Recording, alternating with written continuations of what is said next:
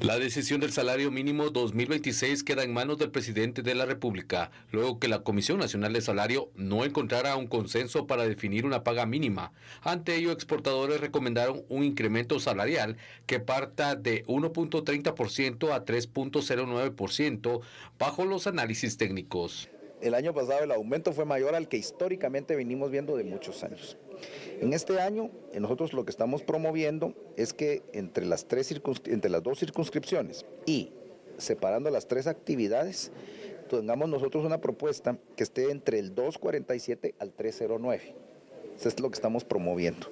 Estaríamos hablando de un 2.47 para la actividad de maquila y exportación, y que entonces también se pueda manejar una del 1.30 para la actividad agrícola, porque sabemos que ahí el costo y el margen es menor, y la no agrícola pudiera estar presentando alrededor de un 3.09.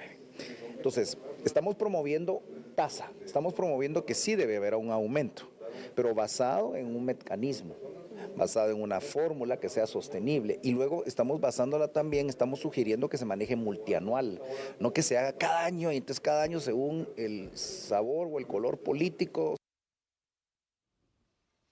Muy bien, vamos a iniciar entonces con este tema, el salario mínimo, los escenarios que se plantean. De hecho, hay que mencionar que hay 3 sectores representados en la Comisión Nacional del Salario. Por su parte están los empresarios, que ellos estaban a favor de un aumento técnico y no político, un aumento que fuera entre el 1.30% hasta el 3.09%, según lo que ellos expresaron. Mientras tanto estaba el Ejecutivo con un 12% a favor de un incremento, y el sector trabajador, que era de aproximadamente un 67%. Obviamente no hubo consensos, así que vamos a ver ahora, Fernando, en estas implicaciones que podría tener la falta de acuerdos, que por cierto cuesta que estos 3 sectores obviamente estén en esa sintonía del monto en que se debe dar un aumento, y en esta ocasión pues no es la excepción. ¿Qué procede ahora y cómo ves estas diferencias bastante grandes? Bueno, absolutamente grandes, son realmente diferencias de criterios que es casi un imposible llegar a un acuerdo. Es una decisión tripartita, ¿sí? Son 3 partes las involucradas: gobierno, sector patronal y sector de trabajadores. Cada uno, por supuesto, con un esquema de cómo debería ser el salario mínimo en Guatemala. Unos pensando, por supuesto, en el beneficio de engrosar el bolsillo con un salario más grande. Hablábamos incluso del sector de trabajadores, que el incremento superaba el 60%. El sector empresarial, el sector del patrono, pues naturalmente cuidando el dinero que produce a través de su emprendimiento, de cómo la empresa que le ha costado formar a lo largo de los años, pues obviamente depende de cómo se maneja el producto o servicio que vende, y en función de ello es si se puede o no se puede pues sostener la planilla con un incremento que sea radicalmente fuerte en cuanto a cantidad se refiere. Y el sector gobierno, bueno, pues el sector gobierno obviamente es el sector político de estas decisiones. Entonces, interesante escuchar que por supuesto el sector patronal te va a plantear siempre un ajuste técnico, un ajuste que va de la mano de la capacidad que tiene este sector para poder decir, bueno, tenemos tantos empleos, tantos lugares de trabajo formales, y entonces podemos realmente dar este porcentaje de incremento. El sector gobierno no lo va a pensar así. El sector gobierno va a buscar quedar bien con la gente, y entonces va a venir y te puede decir, como sucedió el año pasado, por decreto vamos con tanto, les guste o no les guste. El problema es que eso te genera también una problemática grande, porque si el patrono no logra sostener con sus ingresos los incrementos por decreto, pues lo primero que va a suceder es cortar planilla, recortar la cantidad de personal que tenés dentro de tu margen empresarial, y entonces te digo, puede haber un buen grupo de personas que digan sí, que nos aumenten un montón, pero pueden ser los primeros que se vayan a su casa sin trabajo. ¿Por qué? Porque si no es sostenible, pues obviamente no hay más oportunidad de seguir prestando tu fuerza laboral. Entonces, queda en manos del Ejecutivo, vuelve a suceder lo mismo, no hay consensos, y será a finales del mes de diciembre, como todos los años, que se dé la comunicación oficial por parte del Ejecutivo en cuanto a cuál es la decisión del presidente de la República. Un espacio complicado. Bastante complicado. Creo que aquí se ha dado una brecha bastante grande y pues cada uno tiene sus justificaciones, obviamente como tú lo explicabas, siempre enfocándose en su realidad y en su contexto y en su escenario, ¿no? Entonces creo que aquí pues el presidente va a tener que escuchar cada una de una forma objetiva, pues obviamente tomar una decisión. También falta el informe que realiza la Junta Monetaria, también el ICS tiene que realizar su informe y todo esto va a ayudar para que el presidente tome la decisión de decir, bueno, va a haber aumento al salario mínimo, de cuánto va a ser, y me llama la atención la posición del representante del Ejecutivo en un aumento del 12%, considerando, Fernando, esta propuesta que se plantea como el representante del Ejecutivo, ¿tú crees que por ahí puede ir un poco la tendencia a la decisión que pueda tomar el presidente?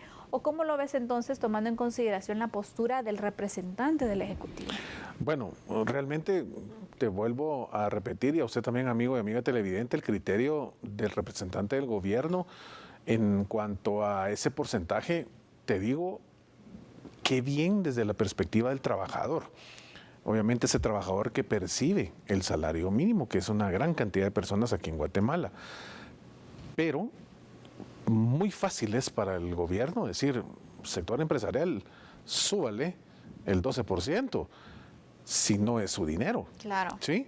No tiene la capacidad de producción, por ejemplo, porque no se dedica al Estado. Qué fácil es para un político decir, miren, yo realmente lo que determino es que por decreto sea este porcentaje, cuando a esa persona incluso tú te vas a su historial y jamás ha abierto una empresa, jamás ha tenido una planilla que mantener, jamás ha tenido que salir a la calle a vender un producto o un servicio, sobre todo si es un político que se ha dedicado a la política toda su vida. Entonces, muy fácil es venir y tomar una determinación de un dinero que no es suyo. Entonces, ayer te daba yo mi pensamiento y mi criterio respecto a cuando hay incrementos, por ejemplo, de un pacto colectivo en el sector público, sea cual sea la institución. Pues es muy fácil decir, firmemos si va un incremento del 10, 15, 20% para todos. Al final de cuentas, papá Estado anualmente nos va a pasar el presupuesto de lo que nos corresponde según la Constitución y cero problema. Nadie está pensando, solo un pequeño sector que analiza, bueno, pues sí, pero ese incremento sale de mi bolsillo.